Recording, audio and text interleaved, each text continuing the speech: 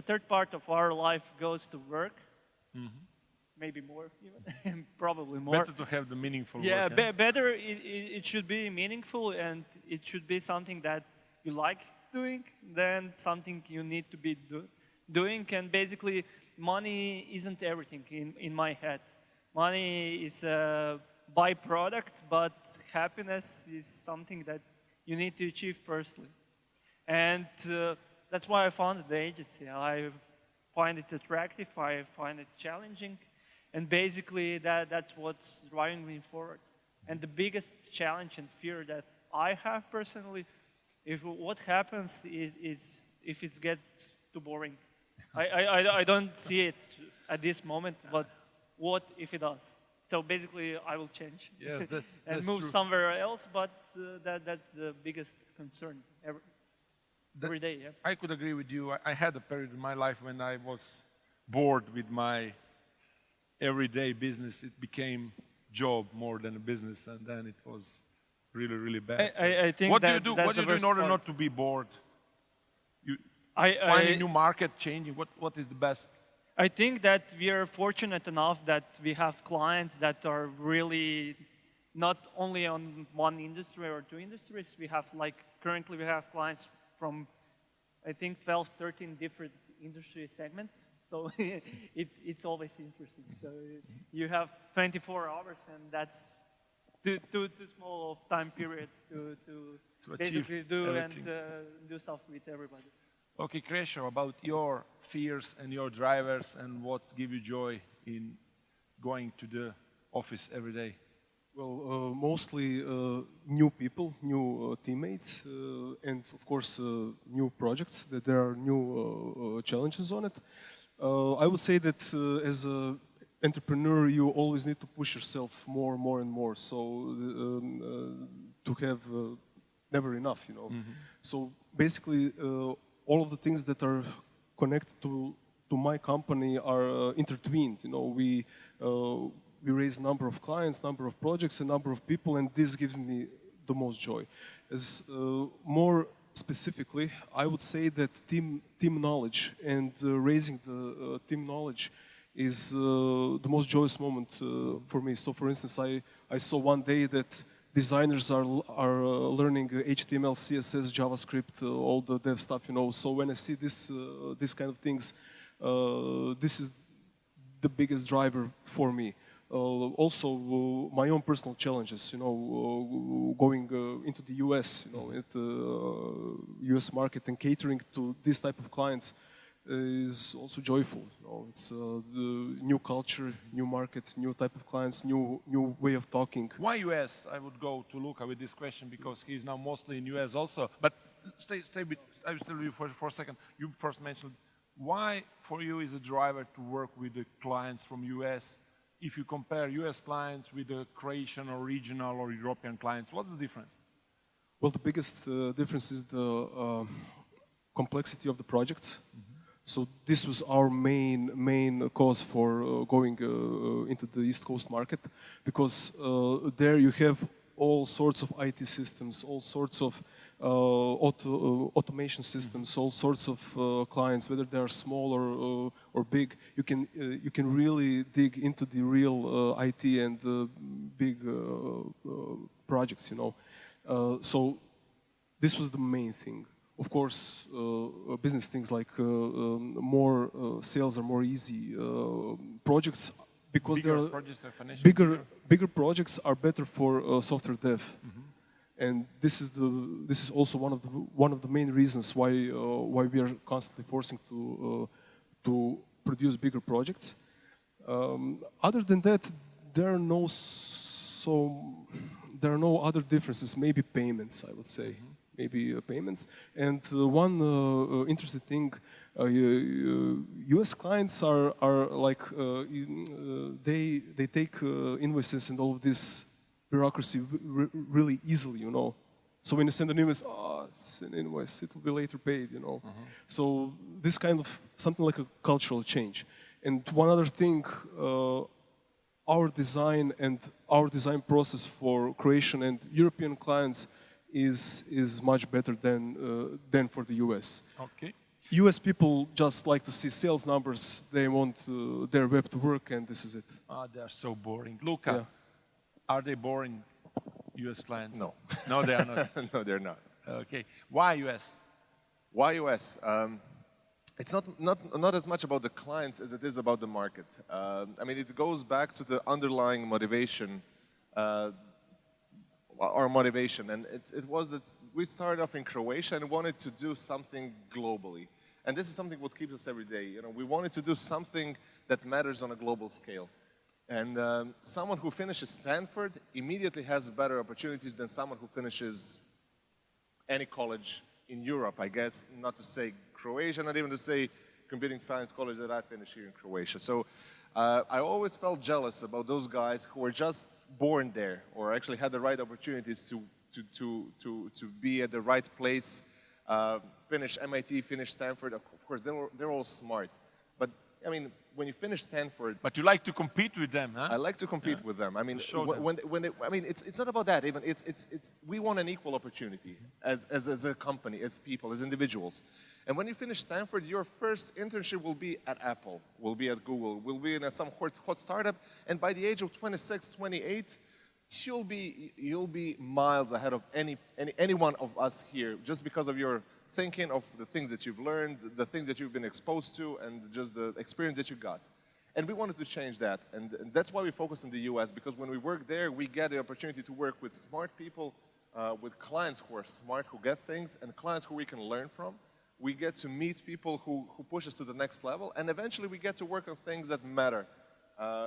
There are not some small projects in Croatia being used by 3 people. Those are projects that are being used by millions on a daily basis. And this is something that motivates us and why we're focused on the US. Okay, so about motivation. Your motivation first, and then maybe motivation of your people. So the panel is from 0 to hero. Probably you had not been at 0 when you started because you did have a 7-year experience and some salary, maybe some money on the pocket. So when you started your entrepreneurial career. So what is your motivation today? Is it to having more money, to having bigger company, to having more free time? Some of our friends are flying the first class flight tickets to US. Is it nice having shower at 10,000 kilometers? No. I mean, yeah, it is nice. Obviously, it is nice. Have you tried? No, I haven't tried. No, I haven't tried the fly economy, I fly coach. So, it's, why? It's because it's not about the money. It's not about the feeling. It's No, don't tell us this. no. I'm not telling. BS stuff. I drive a. You like having money? You know what I'm driving? Do you know what a car I'm driving? I forgot. Peugeot 308, which is like most of my employees drive better cars. I did it same at your age, but I got smarter later. Maybe I'll get smarter. But the thing is, it's not a thing that motivates me.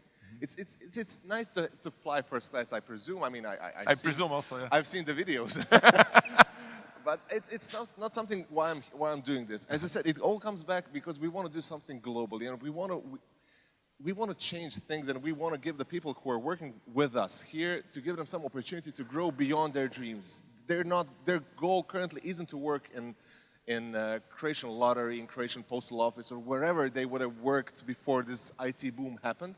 Now they have bigger aspirations. They can work wherever they want. They're smart enough. I mean, they're equally as smart as those guys from MIT or Stanford. They just didn't have the right opportunities. And okay, so what then, you are motivated by Peugeot 308, but what are your people motivated by? What did you find out? Money. Okay. Pays. So there is money of course. involved. I mean, once you pass a certain bar, money stops being a motivation. So that's what we want to do. But after that, we start talking about, I mean, what we are trying to gather people who are thinking alike, same as us. And it all comes down to they want to do something that matters. I mean, it's a different type of, they want to grow. And it's a different type of challenge when you do something that once you launch the project, it will be used by millions of people literally the next day. And you know that millions of people will download your project the next day automatically. So what is the motivator then for them? Coming to the local bar and telling them, wow, that's what I did. Yes. Look, chicks, what I did. So what?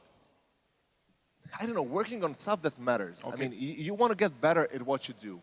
And you can get better by working in your room and no one sees that, and that's good. But at some point, you want to be able to show off what you did and start putting things in your CV that are really, jaw-dropping. Meaningful. Meaningful and jaw-dropping. Well, people say, wow, you did that, you did that. When we say that we worked, I don't know, for Napster, everyone knows Napster. And when these guys tell their friends from college, look, I'm doing the Napster mobile app. You know Napster? They all know Napster.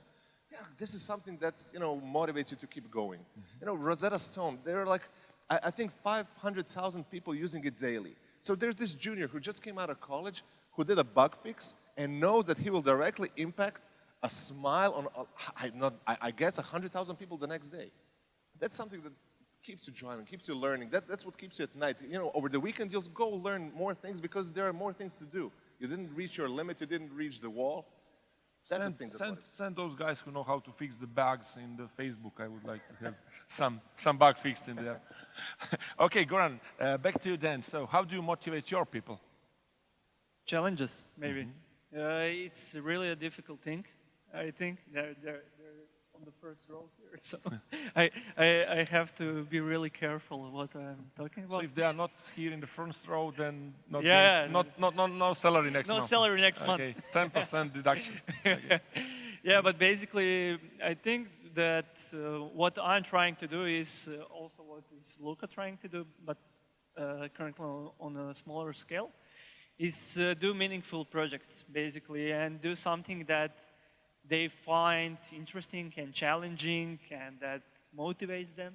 And not only because they need to do that, because they want to do that, and show basically maybe not the world and not 500,000 of clients, but maybe impact one company to do better and to have better communication with their audience and to basically have a feeling of moving forward. I think that's the most important thing.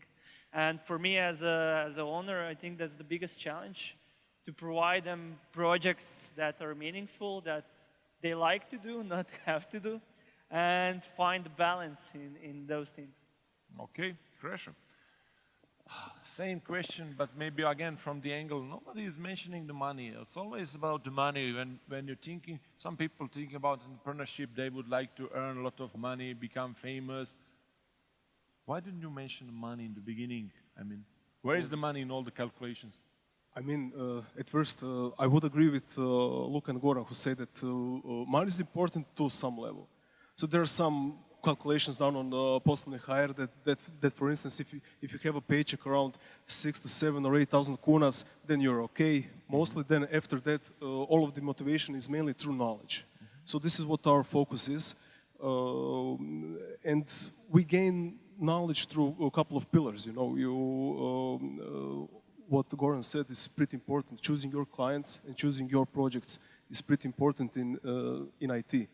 I would say that when we started, we chose a lot of bad clients and bad projects, and this is like a downward spiral for the motivation. I would also say that we do a lot of internal projects, like experiments and projects that have new technology or new some design. So I would say that gaining new knowledge after certain paycheck is the biggest motivation. The thing with IT is that your own work is your own personal work. And when you do code, when you do design, when you do content, it's your own work. So you put your own knowledge into this channel, you provide it to the client, but in the end user is using it. So what Luka said is pretty important. Choosing the project where team members can easily flow their knowledge to the market. It's the most satisfying thing. What would be Money the will project come. you would like to mention, like the project that you are especially proud of or your people are proud of?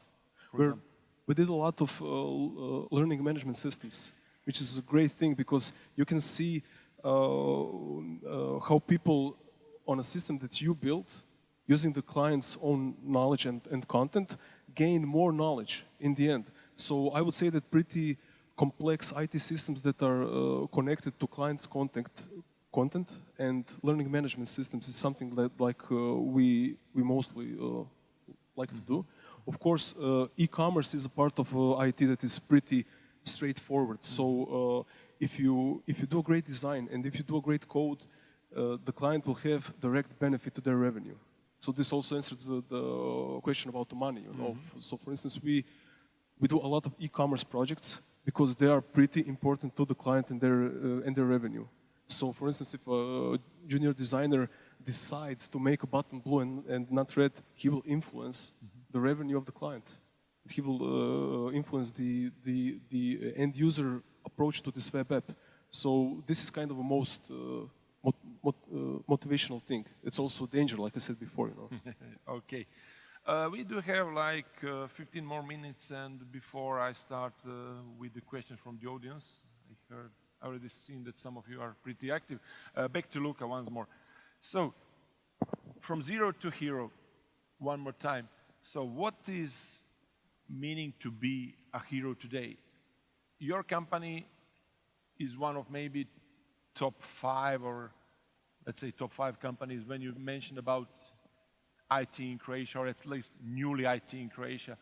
So what is the hero part? What is enabling you to do when you are like heading to everyday work, or what is the joy you get beside work? Yeah, I don't know. I mean, to be fair, yeah, we didn't start from zero, but we're nowhere near heroes yet. I mean, we are comparing ourselves to our US counterparts, and we are nowhere near them and nowhere near heroes yet. So, I mean, that's part of the challenge that still lies ahead. No matter how big we grow, no matter what our revenues are, no matter of any success we might have, we still have the aim set at our US competitors there that we want to be at least equal with. So you didn't put your goals so high, like to be better than, to be bigger than some of your... Of course, no, of course. But right now we're maybe doing, I don't know, 10 millions a year, dollars. I don't know, across two of the companies, let's say. Those companies are I mean, what we see is the opportunity to make 100 through our product, through our services, through our product mostly. And we see that opportunity. And until we're there, I mean, we won't be heroes and we won't be stopping. So this is something, there's always something to be done. There's always the next challenge. There's always the next game. This is the first challenge that's been with us since the beginning, basically. So we're not there yet. We're nowhere near that yet. So we might even be the best company in Croatia. We might be the best company in Europe. Who cares? We're not where we want to be, where we see the potential lies.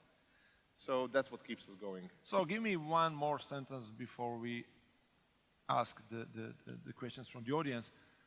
How do you see 5 in next 5 years, for example, from now? Because there are some entrepreneurs which are pretty cocky and which, like Sandro Moore would say, I would be bigger than whatever. So what is your picture? I mean, what we always did, those are like those interview questions. Where do you see yourselves in 5 years? Like, I don't know. Tell me your pen. On your place. Yeah. At your place, leading the panel discussions with young entrepreneurs. But where we see us in 5 to 10 years, I mean, we've never made, we always thought that the progress will come out of continued small success. And just day after day, year after year, just grinding it and working, and that's how we are, you know, wired. And when you ask me where we see 5, we see ourselves, for example, we have 2 companies, so 5 and Shoutem. We see 5 as one of the leading American agencies, at least in New York, with at least 20 to 30 to 40 people employed in the States. So it's a modest goal. So it really is a modest goal. So even if we continue with our path as it currently is, we'll be there. So it's a modest goal. Isn't it too modest then?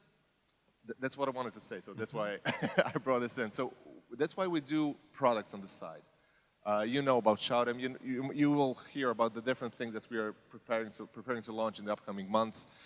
And with that, we want to create a long-term value companies that make $50 million a year. And we can do that. We have the skills within the company. We have the knowledge of the market. It's just now a matter of execution and sales. And that's where we want to go. So, I mean, I could come out with the bold statements and saying we want to be a $100 million company within the 5 to 10 years. And that probably is right. We want to be that. But, I mean, our goals are set year after year. And there was this thing that I learned at Microsoft that keeps me going again, which is, again, tied to this panel. at the end of the year, there was this saying, heroes back to zeros. So everything you did well in the past year, you're back to zero. You're starting again. As you said, like, it comes day after day. After a great success, good job, but heroes back to zeros. You're not a hero anymore. You have to do it all over again on the next step. Grab the next step. And this is something that is driving us. And when I look where we were 5 years ago, it's a huge, huge, distance that we passed. But where we see where we want to go in the next 5 years, I'm really looking at a lot of challenges, a lot of interesting things that will happen to us. So that is pretty nice wrap up. So the questions from the audience, I have the opportunity. Okay, so you just say the question and I will repeat.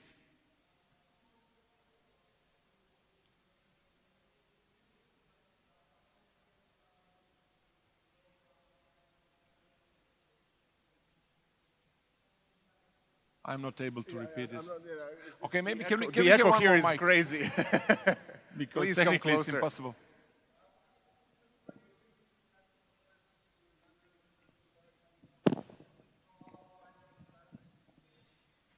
Now do it. Me sad čuješ? Znači, I'm just interested to know if you were a disciplined type of a person when you were starting. Were you going out on Fridays and Saturdays or just staying home and like learning how to program? And then second thing, if I might, I have this problem, like most of my friends who are business people, they consider IT guys in Croatia as like this introvert geeks and like we're gonna use them for this and that. And the IT guys in my school, they're like, these business guys, they're assholes. And so it's like, how did you bridge this gap? Because, okay. But we are the assholes, but it's okay. Thanks, Sasha. So the first question, I wasn't disciplined. So I don't think there's a need to be so much self-discipline in this space. So yes, I'm still going out. So I'm still, not as much, maybe, but pretty actively. I mean, I have a wide group of friends and doing different things from different perspectives. So it's not about that. So I don't see those two things correlate in any way. The second thing which you said was a great motivation for me as well. I mean, I'm coming from that background as well. I have those friends. And basically when we worked with Croatian companies, when we started our first clients, they were always looking down at us. Like, you IT guys, just go do an app and we'll take care of the business. I was so pissed about it. It was a huge motivation for me. Like, basically, what I loved working in the US is they give you they talk to you, they respect you, they talk to you at the same level because they know what you IT guys can do. And they've seen the great stories. And in the US, the IT guys are the guys who are making money, who are popular, who are in the media, not the finance guys, not the business guys. Everyone who's talking about the success, they're talking mostly about IT companies there. So they perceive you differently. When you come with the IT background and you want to do an app, okay, there's at least some kind of respect that I didn't see here in Croatia. And I remember those guys with ties, with great fast cars, laughing at me for driving this same shit car that I'm driving right now, making fun of me because they worked in HT or T-Mobile. It was like a huge clash of cultures for me. I was completely focused on a different thing. They were focused on the speed of their car and their bonus they would be getting at the end of the year. I still know those guys, and it is a motivation for me, but I just don't care anymore. So, I mean, that should motivate you and just show that you could do way better than they with their measly pays of 10,000 kunas, which is their top thing they could earn in Croatia. We're working for HT or whoever, so. You like HT? I was just mocked by some HT guys back in the days, which still hurts me a bit, and this is still a part of that. Okay, do we have more questions over there? Okay.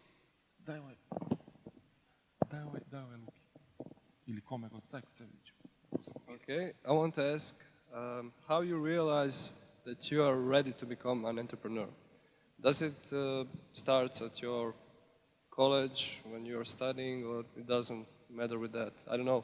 It is because you have too much creativity you couldn't use on your college or some. When you're ready to become an entrepreneur, when do you know you're ready? To whom? Question. Anybody, yeah. Okay. Yeah, I can answer that. I was getting bored at my job, basically. I didn't see myself as an employee anymore.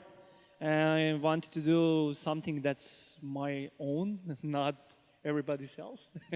I was a selfish guy, and still a little bit am. But basically, what challenges you to become a company founder, owner, is yourself. When are you, I told that already before when I was talking about, when are you ready to take that leap of faith? Because getting into business takes a lot of balls. I don't know the better word currently. But when everybody tells you don't do it, especially in Croatia, I think, HT guys, you have to do it and listen to yourself. And then I think even if it's a stupid idea, I don't see it failing if you believe in that idea. Guys. You will see it in the moment when you want to make a change. So, for instance, if you're working on a student project, if you're working in a corporation or a small company, if the team is pushing you back, and if the client is pushing you back, and you want to change this, and you want to be proactive about it, this is the moment when you will see that you want to own a company. Because when you own a company, then you decide with what clients to work on, what projects to do, and how to do it. This is pretty important, because I think for all of us, our own companies, our own proving grounds, you know. So this is the biggest moment when you want to start to lead teams and lead projects and lead small changes. So this is the moment. Luka? Just one more thing to add. Do you know what an impostor syndrome is? It's like when successful people doubt themselves. So my answer to your question would be never. So I wasn't ready. I'm not ready even now. You know, and I'm doubting myself and my decisions on a daily basis. And there are mornings when I wake up like, I have no idea what I'm doing here. Let me put on a mask and come in front of people and just pretend that we're all good and we're doing great. And look it up. Imposter syndrome, basically, I mean, you're asking yourself too much questions and you're doubting everything you do. And it's a normal thing, I guess. Or so the Wikipedia page says, so I think it's normal. I hope it's normal. So my advice would be that you're always ready and you'll never actually be ready. So whenever you feel that there's at least some slight opportunity, there's not this additional education that you could go through. There's not this additional thing you could go. I mean, when you see something and you feel you might, just go ahead and you'll see what happens. The best way to have the answer to your question is to try. I mean, trying, as Master Yoda said, is probably not good enough, but you need to try in order to achieve it. So I would start with it while you are still young, because then the failure is much easier to cope with. So try it yourself, and I think you would love it. More questions? I think I have one more. Kim? Thank you. You have the I think notes. Actually, not necessary. No, use it. Use it. I'm asking... Because of the cameras. This is also a question for everybody in the room. I'm asking you this simple question. Do you use your emotions to your advantage, your pain, fear, anger, anticipation, and excitement to drive you forward, to motivate you when you're down and you feel like you can't go on? And also one more thing, do you think that pain is a necessary part of your evolution as a person and as a businessman? Pain, and I mean not physically, but mentally. Also feel. Yeah, to answer the first question is basically yes. I don't know. Pain. How to describe what is pain? Pain is something when you're failing. Pain is something when you're not satisfied with yourself. I don't see it's too much connected with company ownership, but basically to self-motivation and what drives you forward. And I think everybody has some level. Maybe for us it's more exposed. But yeah, I think we by the day we can handle it more, and by accepting that part of our life, I think that then the things get more easy, because pain is, as I said, you have 10 painful situations daily and 10 happy situations daily and 10 stressful situations. That's how that part of life functions when you're inside. I would say that pain definitely is pretty important because pain gives you a catalyst for a change, you know. Because so if you have pains with, I don't know, payments or some team members or some process inside your company, pain will give you a clear signal to change something. So pain is pretty important. But you know what I mean? Pain is just a means to signal the change, and after the change, you will have a joy. So this is the thing. Luka? Maybe just on the first part, I mean, I've learned to ignore my emotions when making decisions. That's the only thing. I used to be overly emotional about a bunch of things. I used to jump out of happiness. I used to stare at the wall for hours, and I just learned to ignore it. It's, you know, this is business. You know, leading a company is not too emotional role. It shouldn't be. At the end of the day... Wait. Okay.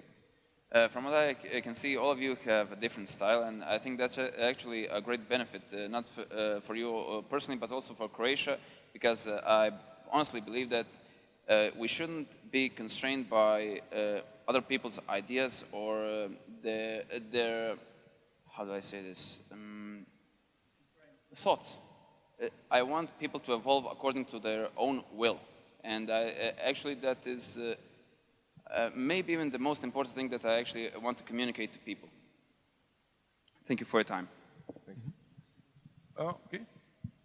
So, I don't agree with Luka on this. I think that emotions are a pretty big part of decision making in the company, especially if the company is yours, because you want to build something new, and emotions are for me personally a pretty big part of it. Also, you reflect all of your communication to your team and to your clients. If you skip the emotion part, I think you're missing something from communication standpoint, you know.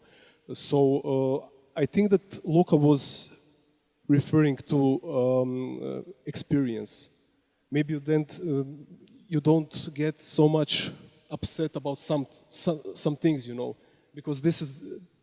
I mean, I previously get stressed a lot about small things, you know. So this is the thing that you learn to control this kind of stress and this kind of pain.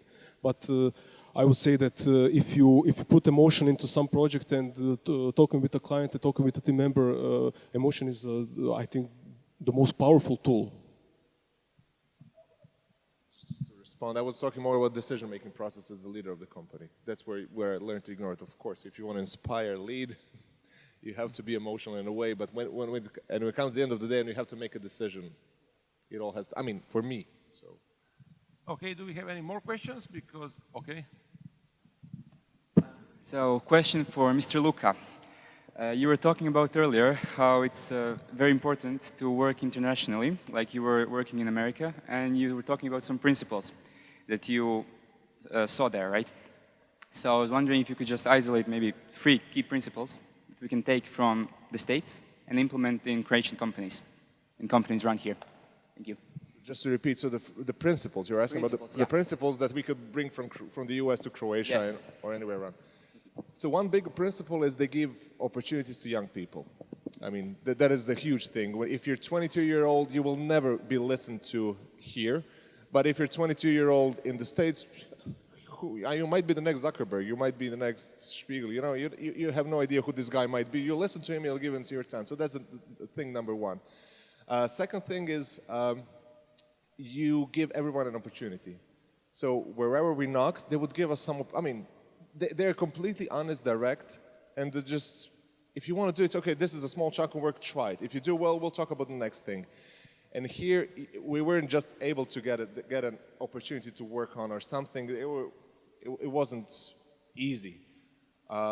Maybe the third one, the third huge principle is people are not shy of failure in the US.